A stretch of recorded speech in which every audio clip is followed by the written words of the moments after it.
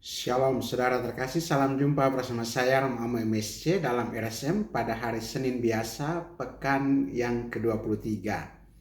Selamat memulai pekan yang baru dan kiranya dalam pekan ini segala harapan, rencana dan tentunya cita-cita yang hendak dicapai dalam pekan ini mulai ada perkembangan dan ada kemajuan yang berarti. Dan juga bagi saudara-saudara yang sedang sakit, semoga memperoleh kekuatan dan pemulihan jamahan dari Tuhan Yesus. Saudara, dalam kehidupan setiap hari seringkali kita berjumpa dengan orang-orang yang bersikap seperti polisi.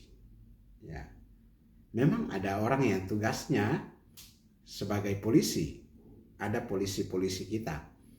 Tetapi ada orang yang memang bertindak seolah-olah sebagai polisi yang mengatur kehidupan. Selalu suka untuk memperhatikan orang yang melakukan kesalahan. Dan yang dilihat itu hanyalah kesalahan. Mengamat-amati atau bahkan berusaha sebisa mungkin untuk menemukan kesalahan dalam diri orang-orang yang ada di sekitarnya. Apalagi orang-orang yang tidak disukai. Kebiasaan untuk melihat kesalahan orang lain atau kelemahan orang lain dan kemudian menyudutkan mereka atau bahkan merendahkan mereka. Itu ada yang merasa puas kalau dia sudah melakukan demikian dan bila dia sukses dalam menjatuhkan orang lain.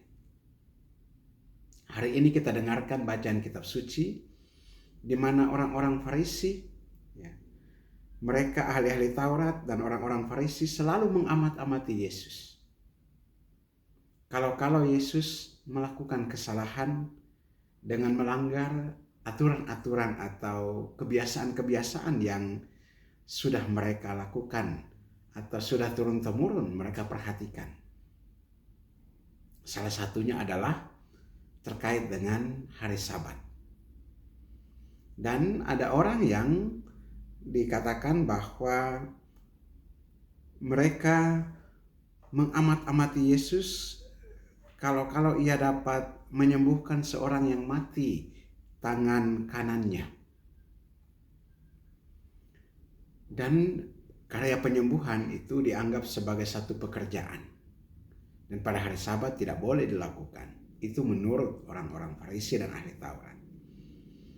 Dan ketika Yesus melihat bahwa orang-orang Farisi ahli Taurat ini mengamat-amati dia, kalau ia menyembuhkan orang yang sakit tangan kanannya ini, ia memanggil orang ini ke depan dan bertanya kepada semua orang yang ada di rumah ibadat itu.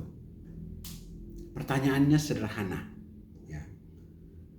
Manakah yang diperbolehkan pada hari Sabat? Berbuat baik atau berbuat jahat? Menyelamatkan nyawa orang atau membinasakan mereka? Satu pertanyaan yang sederhana. Tetapi seringkali orang terjebak di situ. Aturan ditegakkan, tetapi perbuatan baik diabaikan. Sebenarnya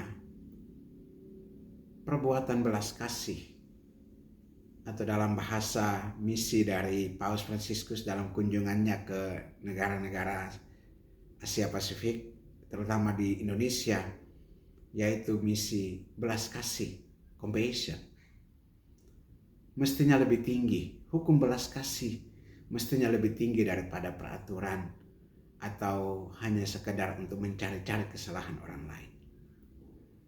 Mengasihi, berbuat baik, itulah yang mestinya dilakukan terus-menerus.